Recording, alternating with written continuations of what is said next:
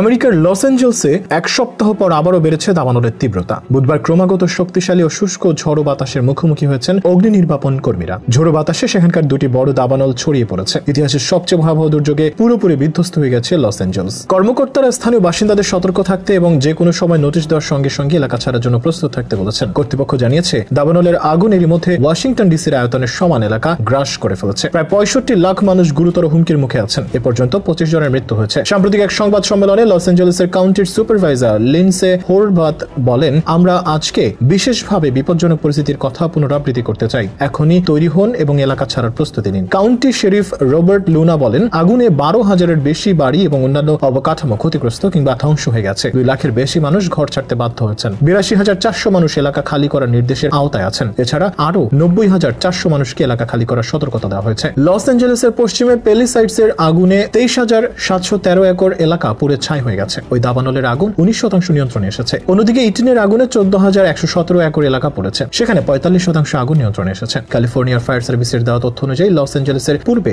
সান Bernardino কাউন্টিতে নতুন করে আগুন লেগেছে। কিছু পার্বত্য অঞ্চলে বাতাসের গতি ঘন্টায় ৭০ মাইলে পৌঁছতে পারে বলে সতর্কতা দেওয়া হয়েছে, যা টিকে থাকলে প্রায় হারিকেনের শক্তি পাবে। এই অবস্থায় লস অ্যাঞ্জেলেসে আগুন টর্নেডোর আশঙ্কা করছে আবহাওয়া বিশেষজ্ঞরা। বাতাসের বেগ বৃদ্ধি পেলে আগুন আরো ছড়িয়ে পড়বে। তাই লস অ্যাঞ্জেলেসের কয়েকটি এলাকায় বিশেষভাবে বিপজ্জনক পরিস্থিতি নির্দেশক রেড ফ্ল্যাগ অ্যালার্ট জারি করেছে মার্কিন জাতীয় আবহাওয়া পরিষেবা। যুক্তরাষ্ট্রের অন্তত ৭টি অঙ্গরাজ্য ও ২টি বিদেশি রাষ্ট্রের প্রায় ৮৫০০ দমকল কর্মী লস অ্যাঞ্জেলেসের দাবানলগুলোর বিরুদ্ধে লড়াই করেছেন। তারা টানা দ্বিতীয় দিনের মতো দাবানলগুলোকে আর বাড়তে দেননি। তবে ৭ই জানুয়ারি শুরু হওয়া এই দাবানলের থাবায় ইতিমধ্যে যুক্তরাষ্ট্রের রাজধানী ওয়াশিংটন ডিসির প্রায় সমপরিমাণ এলাকা ধ্বংস হয়ে গেছে। ক্যালিফোর্নিয়া অঙ্গরাজ্যের দক্ষিণাঞ্চলে গত এপ্রিল থেকে এ পর্যন্ত উল্লেখ করার মতো বৃষ্টি হয়নি। এতে পাহাড়ি ঝোপঝাড়গুলো শুষ্ক খড়কুটোর মতো হয়ে আছে। এই পাহাড়গুলোর উপর দিয়ে বয়ে যাচ্ছে মরুভূমি থেকে ধেয়ে আসা সান্টা আনা বাতাস, আর তা দাবানলের জ্বলন্ত আঙ্গারগুলোকে উড়িয়ে ৩ কিলোমিটার দূরে নিয়ে ফেলছে। যুক্তরাষ্ট্রের জাতীয় আবহাওয়া পরিষেবা জানিয়েছে, রাতে সান্টা আনা বাতাস দমকা হাওয়ার আকারে ঘন্টায় ৮০ কিলোমিটার পর্যন্ত উঠে যাচ্ছে। মঙ্গলবার দিনে বাতাসের বেগ ধারণার চেয়ে অনেক কম ছিল, কিন্তু স্থানীয় সময় বুধবার বিকেল প্রায় ৩টার দিক থেকে পর্বতগুলোর উপর বাতাসের বেগ বেড়ে দমকা হাওয়া আকারে ঘন্টায় ১১২ কিলোমিটার পর্যন্ত উঠে যাওয়ার সম্ভাবনা দেখা দেয়।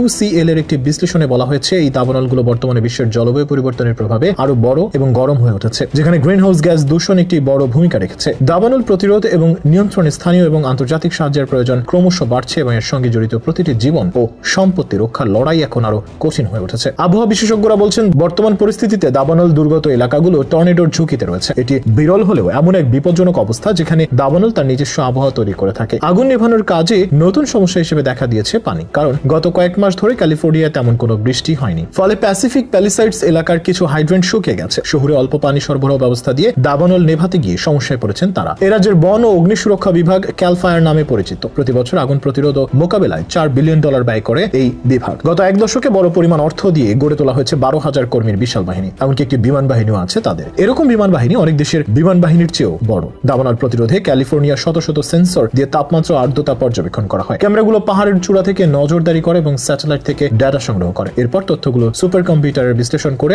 আগুনের ঝুঁকি মডেল তৈরি করে। তবে এত কিছুর পরেও দাবানলের কাছে হার মানতে হচ্ছে ক্যালিফোর্নিয়াকে। ক্যালিফোর্নিয়ার গভর্নর গেভিন নিউজম মার্শাল পরিকল্পনা নামে একটি উদ্যোগ নিয়েছেন। এই পরিকল্পনার আওতায় ধ্বংসস্তূপের নতুন ঘরবাড়ি নির্মাণের জন্য বিশেষ ব্যবস্থা নেওয়া হবে। বিশেষজ্ঞরা মনে করেন, এই পুনর্গঠনের সুযোগটি শহরে ঘনবসতিপূর্ণ মিশ্র ব্যবহারে আবাসন ব্যবস্থা তৈরির জন্য ব্যবহার করা যেতে পারে। তবে পুরনো কাঠের বাড়িগুলোর আধিক্য এবং বীমা সংস্থাগুলোর অসহযোগিতা পুনর্গঠনে বড় বাধা হয়ে দাঁড়াতে পারে।